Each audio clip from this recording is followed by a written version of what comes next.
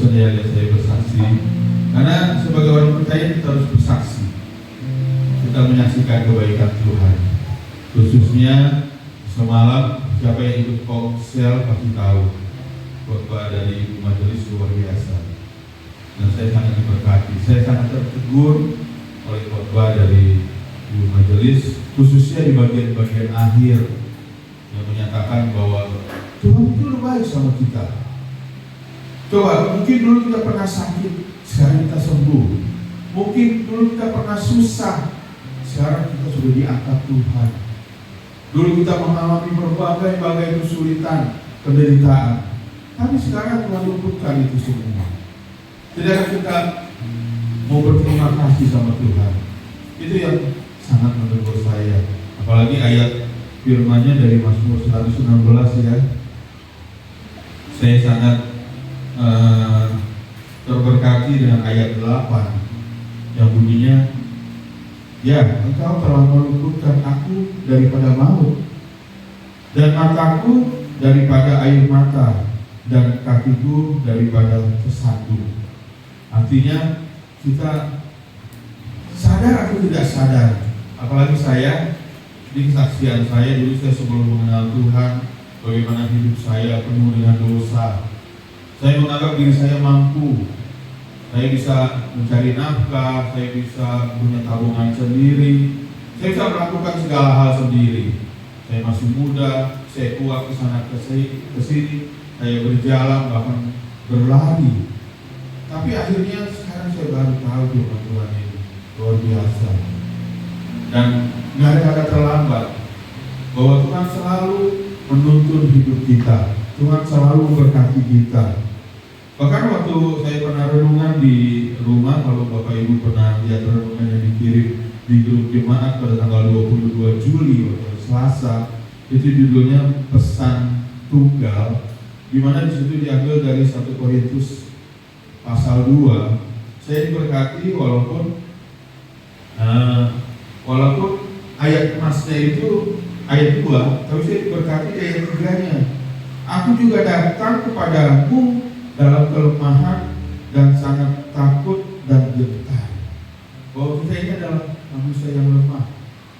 Dan saya sadari itu, apalagi usia sudah gak muda lagi. Dulu saya sanggup berjalan, waktu saya di kantor, saya di Jakarta pun waktu saya bekerja, itu di lantai 15 naik lift, karena banyak orang ramai, mendingan saya naik tangga, saya lari ke atas, kuat saya.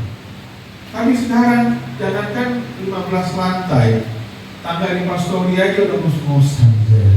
Kemarin saya nantar mama saya itu ke rumah sakit umum, udah capek sekali naik tangganya di ruang kulit 17. Saya naik tangganya udah, aduh Tuhan gimana ini kaki. Tapi ya itulah, kalau kita masih mau bertobat, kita masih mau sadar ikut Tuhan, kita akan diberkati Tuhan dan dijaga Tuhan. Bahkan ayat yang sangat saya sukai itu ada di Yeremia yang dikatakan, sebab aku ini mengetahui rancangan-rancangan apa yang ada padaku mengenai kamu, demikian firman Tuhan, yaitu rancangan damai sejahtera dan bukan rancangan kecelakaan, untuk memberikan kepadamu hari depan yang penuh harapan. Saya merasa dan saya sangat diingati oleh firman Tuhan yang dibawakan oleh Ibu Rini semalam. Saya diingatkan lagi proses hidup saya, dari yang belum kenal Tuhan, dari yang berdosa. Satu hal yang saya ingat, saya pernah nonton Remas Bepon kalau nggak salah ya, dulu ada polisi yang terkenal itu Pak Ambarita. Saya ingat jalan-jalan itu di jalan Cempaka Putih, pulang saya mabuk, saya bawa mobil kebut-kebutan sampai rumah. Mungkin kalau sekarang saya lakukan itu sana, udah ketangkep kali saya kan, kasus ini. Tapi puji Tuhan, saya diluputkan dari semuanya itu, dan sekarang saya sadari, dan saya akan mengajarkan kepada khususnya anak saya untuk bisa melihat jalan Tuhan dan hidup benar. Dan kesaksian saya ini akan dilengkapi oleh pujian dari guru saya. Silakan Bapak Ibu dengarkan. Tuhan memberkati. Shalom.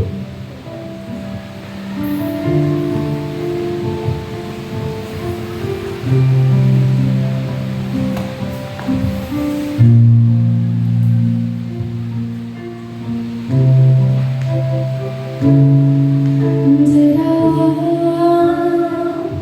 kelemahanku, sempurna kuasa-Mu, hebatnya tanganmu, lebih hebat Tuhanku. Ku berserah kepadamu yang membelah yang berlipat, yang mustahil pun terjadi karena kuasa-Mu yang pegang hidupku, yang buka jalan bagiku. Kau perbuat mukjizat terjadi.